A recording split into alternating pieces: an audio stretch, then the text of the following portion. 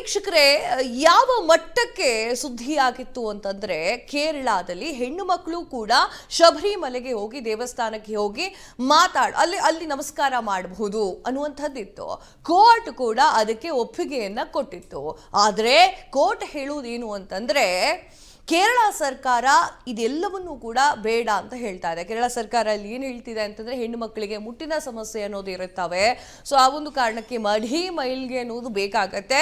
ನಾವು ಯಾವುದೇ ಕಾರಣಕ್ಕೂ ಕೂಡ ತಲೆತಲಾಂತರದಿಂದ ಬಂದಿರುವಂತಹ ಸಂಪ್ರದಾಯಗಳನ್ನ ಬ್ರೇಕ್ ಮಾಡೋಕ್ ಬಿಡೋದಿಲ್ಲ ಅಂತ ಕೇಂದ್ರ ಸರ್ಕಾರ ಏನ್ ಹೇಳುತ್ತೆ ಗೊತ್ತಾ? ಯಾಕೆ ಸುದ್ದಿ ಆಗ್ತಾ ಇದೆ ಅಂದ್ರೆ ಕೇಂದ್ರ ಸರ್ಕಾರ ಏನ್ ಹೇಳುತ್ತೆ ಅಂತಂದ್ರೆ ಸುಪ್ರೀಂ ಕೋರ್ಟ್ ಆದೇಶವನ್ನ ನೀಡಿದೆ, ಅಗ್ರಿ ಮಾಡ್ತೇವೆ. ಆದರೆ ಅಲ್ಲಿರುವಂತಹ ದೇವಸ್ಥಾನ ಕೇರಳ ದೇವಸ್ಥಾನ ಅಲ್ವಾ? ಸೊ ಕೇರಳ ಸರ್ಕಾರ ಏನು ಹೇಳುತ್ತೆ ಅದನ್ನ ಶಿರಸ ವಹಿಸಿ ಪಾಲನೆ ಮಾಡಬೇಕಾಗುತ್ತೆ. ಅವ್ರಿಗೆ ಬಿಟ್ಟಿದ್ದು ಆ ಒಂದು ರಾಜ್ಯದಲ್ಲಿ ಇರುವಂತಹ ದೇವಸ್ಥಾನಕ್ಕೆ ಹೆಣ್ಮಕ್ಳು ಹೋಗ್ಬೇಕು, ಹೆಣ್ಮಕ್ಳು ಹೋಗ್ಬಾರ್ದು ಅನ್ನೋದು ಅವ್ರಿಗೆ ಬಿಟ್ಟಿದ್ದು ಅಂತ ಹೇಳಿ ಕೇಂದ್ರ ಸರ್ಕಾರ ಹೇಳುತ್ತೆ.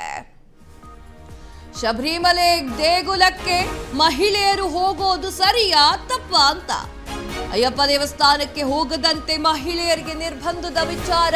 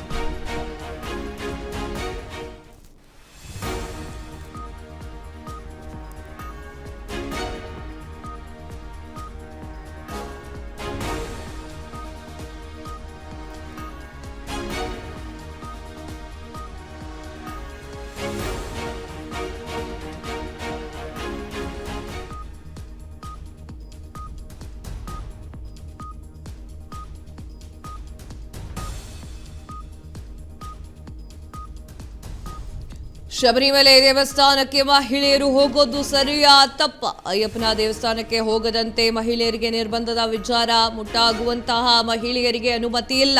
ಅಂದರೆ ಮುಟ್ಟಿ ಯಾವಾಗ ಸ್ಟಾರ್ಟ್ ಆಗುತ್ತೋ ಅಲ್ಲಿಂದ ಅವರು ಆ ದೇವಸ್ಥಾನಕ್ಕೆ ಹೋಗೋ ಹಾಗೆ ಇಲ್ಲ ಎನ್ನುವಂತಹ ವಿವಾದಕ್ಕೆ ಕೇಂದ್ರ ಸಾಥ್ ಕೊಟ್ಟಿದೆ. ಧಾರ್ಮಿಕ ಆಚರಣೆಗಳನ್ನ ನಿರ್ಧರಿಸಬೇಕಾಗದ್ದು ನ್ಯಾಯಾಲಯವಲ್ಲ ಎನ್ನುವಂತಹ ಮಾತನ್ನ ಕೇಂದ್ರ ಸರ್ಕಾರ ಹೇಳಿತು. ಮಹಿಳೆಯರಿಗೆ ಅವಕಾಶ ನೀಡುವಂತಹ ಅಧಿಕಾರವಿರೋದು ರಾಜ್ಯ ಸರ್ಕಾರಕ್ಕೆ. ಯಾವ ಒಂದು ಜಾಗದಲ್ಲಿ ದೇವಸ್ಥಾನವಿದೆಯೋ ಅದಕ್ಕೆ ಇರುವಂತಹದ್ದು ಮಹತ್ವ, ಅದು ಹೇಳಬೇಕು ಏನು ಅಂತ ಹೇಳಿ. ಧಾರ್ಮಿಕವಾಗಿ ಭಕ್ತರ ನಂಬಿಕೆಗೆ ಧಕ್ಕೆ ಆಗುವಂತಹ ಸಾಧ್ಯತೆಗಳಿದ್ದಾವೆ ಎನ್ನುವಂತಹ ವಾದ. ಮಹಿಳೆಯರಿಗೆ ಅವಕಾಶ ನೀಡುವ ಬಗ್ಗೆ ವಿಚಾರಣೆ ನಡೆಸ್ತಾ ಇರುವಂತಹ 9 ಸದಸ್ಯರ ಪೀಠ 2018ರಲ್ಲಿ ಎಲ್ಲರಿಗೂ ಕೂಡ ದೇವಾಲಯ ಪ್ರವೇಶಕ್ಕೆ ಅನುವು ಮಾಡಿಕೊಟ್ಟಿತ್ತು. ಸುಪ್ರೀಂ ಕೋರ್ಟ್ ಈ ಮೊದಲು ನೀಡಿದಂತಹ ತೀರ್ಪನ್ನ ಮರುಪರಿಶೀಲನೆ ಮಾಡುವಂತೆ ಅರ್ಜಿಯನ್ನ ಸಲ್ಲಿಕೆ ಮಾಡಲಾಗಿದೆ. ಈಗ ಮಹಿಳೆಯರ ಪ್ರವೇಶವನ್ನ ಅನುಮತಿಸುವಂತಹ ತೀರ್ಪು. ಎಸ್ ವೀಕ್ಷಕರೇ, ವಿಚಾರ ಏನು ಅಂತಂದ್ರೆ 2018ರಲ್ಲಿ ಸುಪ್ರೀಂ ಕೋರ್ಟ್ ಒಂದು ರೀತಿಯ ಆದೇಶವನ್ನ ಕೊಟ್ಟಿರುತ್ತೆ. ಏನು ಅಂತಂದ್ರೆ ಮಹಿಳೆಯರು ಹೋಗಬಹುದು ಅಂತ ಹೇಳಿ. ತದಾದ ನಂತರ ಈಗ ಕೇಂದ್ರ ಸರ್ಕಾರ ಏನು ಹೇಳ್ತಾ ಇದೆ ಅಂತಂದ್ರೆ ಆ ಒಂದು ದೇವಸ್ಥಾನ ಇರುವಂಥದ್ದು ಯಾವ ರಾಜ್ಯದಲ್ಲಿ? ಕೇರಳ ರಾಜ್ಯದಲ್ಲಿ. ಕೇರಳ ಏನು ಹೇಳುತ್ತೋ, ಕೇರಳ ಸರ್ಕಾರ ಏನು ಡಿಸಿಷನ್ ತಗೋತೋ ಅದೇ ಫೈನಲ್ ಆಗಿರುತ್ತೆ. ಅದು ಬಿಟ್ಟು ಮತ್ತೆ ಇನ್ನೇನು ಇರೋದಿಲ್ಲ ಎನ್ನುವಂಥದ್ದನ್ನ ಕಡಾಖಂಡಿತವಾಗಿ ಹೇಳುತ್ತೆ. ಕೇರಳ ಗೌರ್ಮೆಂಟ್ ಏನು ಹೇಳುತ್ತೆ ಅಂತಂದ್ರೆ ವಯಸ್ಸಿಗೆ ಬಂದ ನಂತರ ಆ ಒಂದು ದೇವಸ್ಥಾನಕ್ಕೆ ಹೋಗೋ ಹಾಗಿಲ್ಲ, ಶಬರಿಮಲೆಗೆ ಹೋಗೋ ಹಾಗಿಲ್ಲ ಅಂತ ಹೇಳಿ ಕೇರಳ ಗೌರ್ಮೆಂಟ್ ಹೇಳ್ತಾ ಇದೆ. ಇಲ್ಲಿ ಸಮಸ್ಯೆ ಮುಟ್ಟಿಂದ ಅಥವಾ ದೇವಸ್ಥಾನಗಳಿಗೆ ಹೋಗ್ಲಿಕ್ಕೆ ಹೆಣ್ಣು ಮಕ್ಕಳಿಗೆ ಸರಿಯಾಗಿರುವಂತಹ ಒಂದು ವಿಚಾರಗಳನ್ನ ಹೇಳೋದಿಲ್ವಾ? ಯಾಕೆ ನಾವು ಹೋಗಬಾರ್ದು ಅನ್ನೋದು ಸರಳವಾಗಿ ಹೆಣ್ಣು ಮಕ್ಕಳಲ್ಲಿ ಕಾಡುವಂತಹ ಪ್ರಶ್ನೆ.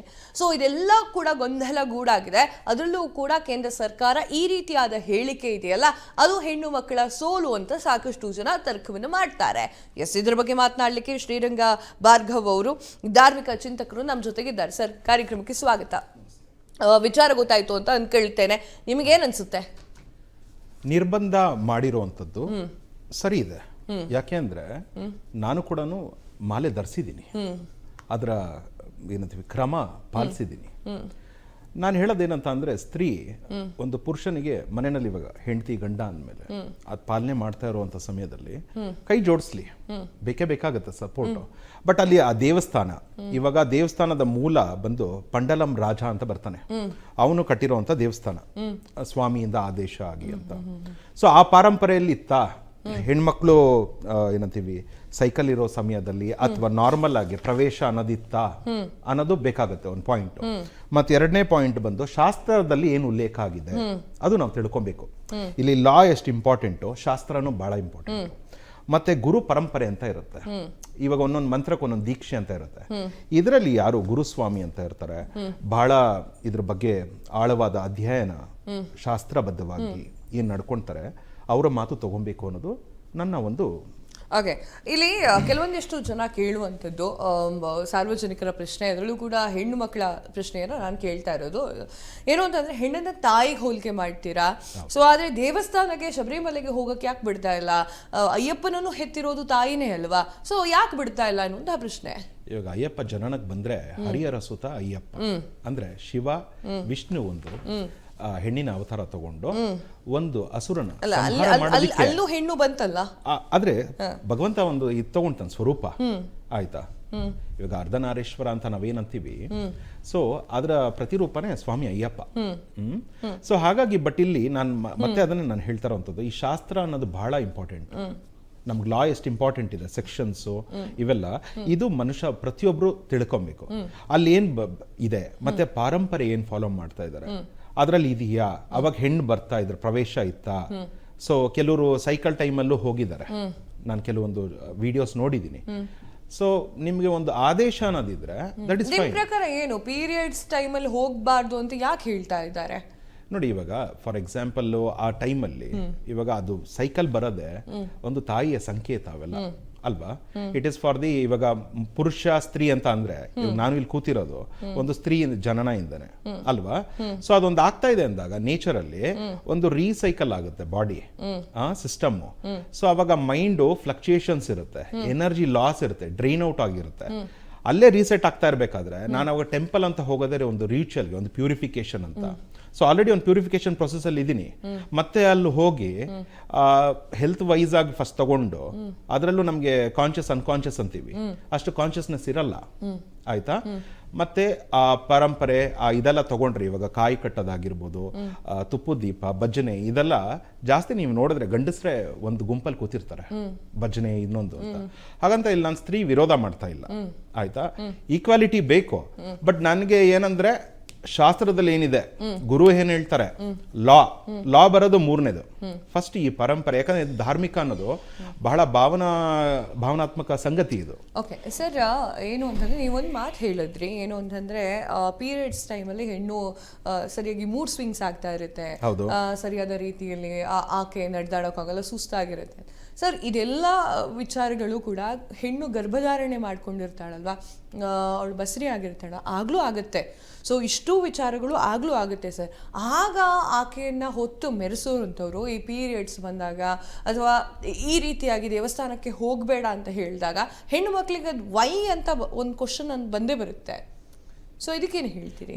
ನೀವು ಬಸರಿ ಅಂತ ಅಂದಾಗ physically she will be not so fit, because ಒಂದು ಮಗು ಕ್ಯಾರಿ ಮಾಡಿ ಅಥವಾ ಬಾಣಂತಿ ಸಮಯದಲ್ಲಿ ಆಗುತ್ತೆ. ಇವಾಗ ಇದೆಲ್ಲ ಮಾಡ್ಬೇಕಾದ್ರೆ ಬೆಳಿಗ್ಗೆ 4 ಗಂಟೆ ಬ್ರಾಹ್ಮಿ ಮುಹೂರ್ತದಲ್ಲಿ ಸ್ನಾನ ಮಾಡಬೇಕು, ಆಯ್ತಾ, ಫಲಹಾರ ತಗೊಬೇಕು, ಭಜನೆಗೆ ಇಷ್ಟು ಗಂಟೆಗೆ ಬರ್ಬೇಕು, ಈ ತರದೆಲ್ಲ ಇದೆ.